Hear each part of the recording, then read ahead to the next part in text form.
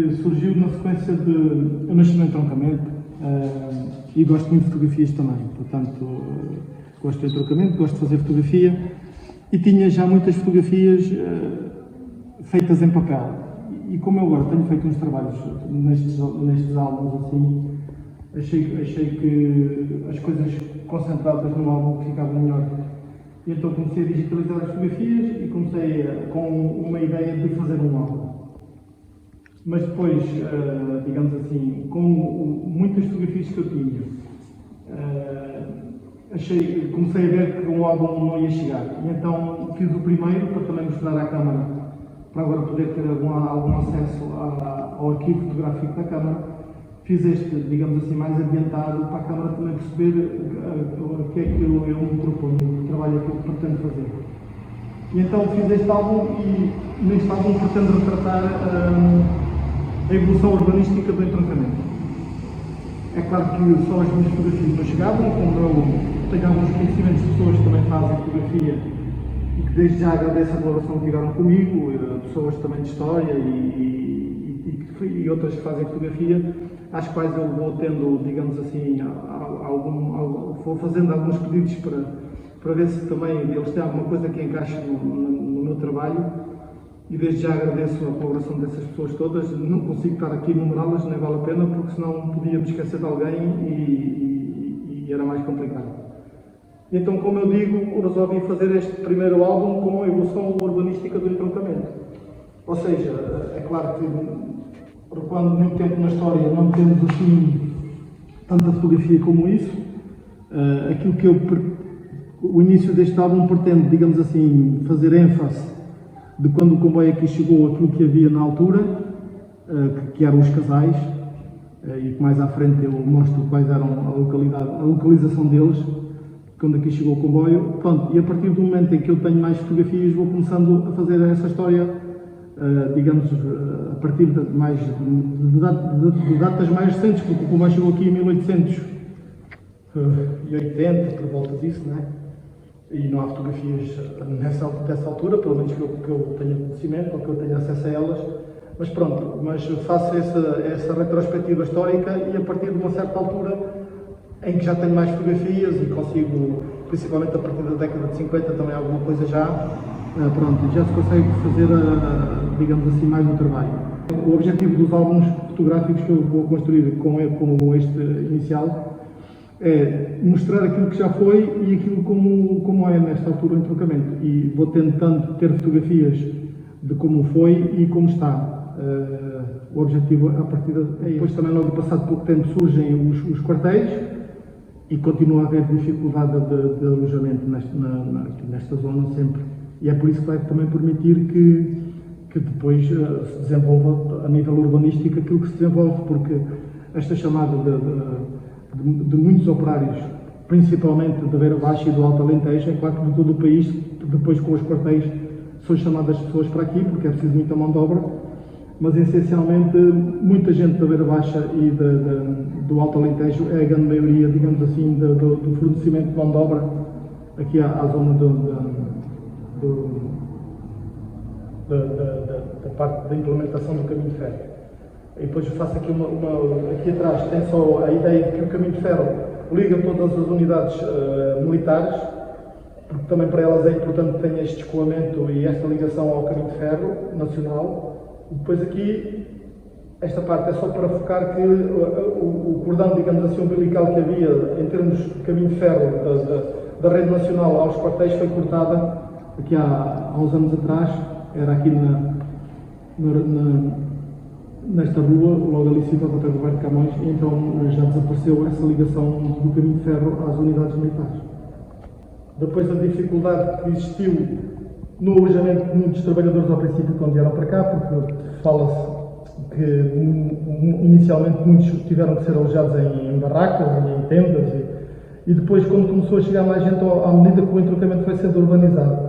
É curioso porque quem comprava terrenos para fazer as suas casas normalmente fazia quartinhos ou casas pequeninas para poder alugar estes trabalhadores que vinham e que não tinham onde ficar, e então estas pequenas construções estão quase todas, muitas já desapareceram, na maioria, algumas ainda há uns vestígios, Pronto, e eu foco aqui esta dificuldade da existência de alojamento. Aqui depois, com a implementação do caminho de ferro, veio-se, digamos assim, a constatar que a ACP foi, digamos assim, obrigada, entre aspas, a fazer, como tinha muitos trabalhadores, teve que lhes permitir condições para eles poderem, digamos assim, alojar-se e viver no entroncamento.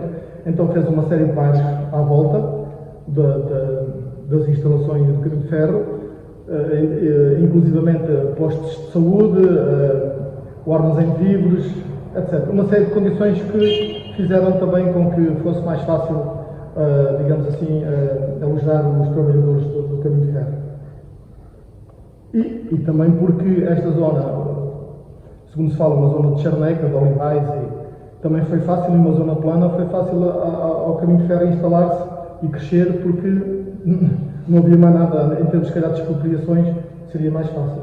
Aqui um bocado de uma história mais completa do bairro de Camões, porque era um ícone, e tal como a Câmara lhe pegou agora, é um ícone da cidade, e então eu aqui faço um bocadinho mais de história do bairro de Camões, porque teve muito abandonado, teve praticamente, nós nascemos em entroncamento, eu andei lá em cima na escola, aqui na Escola Camões, no bairro de Camões.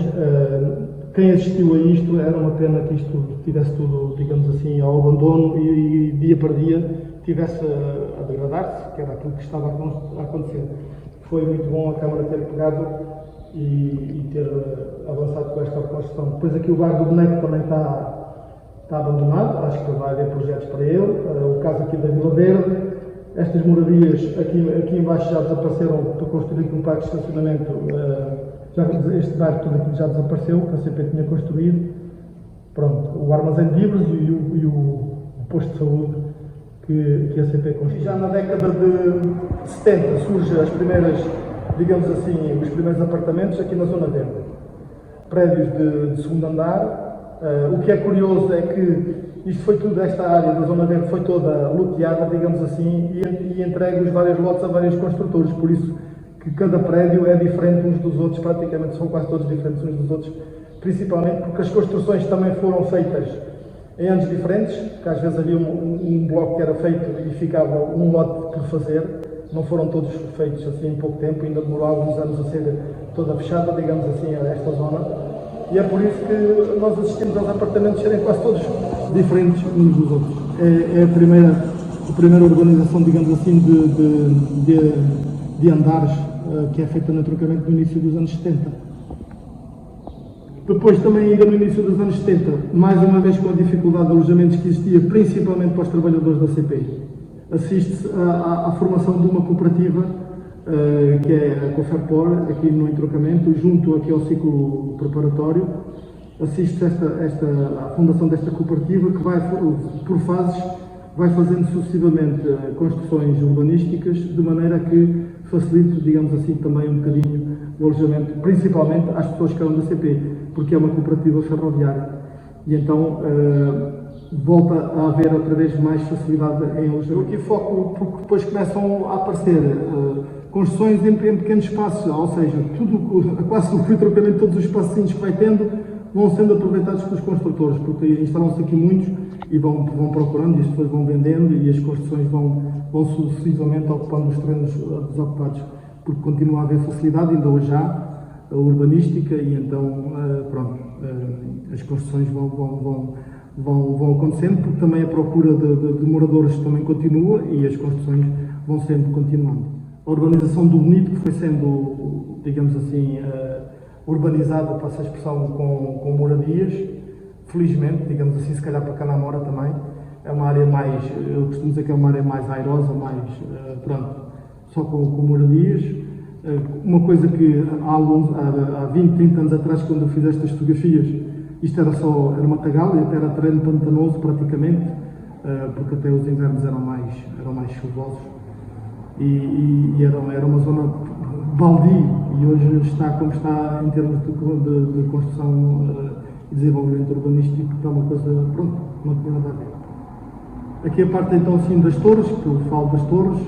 Esta construção que era o edifício residencial do Centro de Formação da CP, que quando surgiu ali no fim da década de 60, 68, 69, por aí, foi uma coisa que nós, entroncamentenses, achámos piada, porque foi a primeira grande construção que foi feita cá no entroncamento, e toda a gente achava curioso, porque era o ex-libris do entroncamento, era a construção mais alta, e foi durante muitos anos o maior edifício do entroncamento. Hoje em dia, pronto, já existem aqui alguns, principalmente perto da estação, que já ultrapassaram em altura, digamos assim.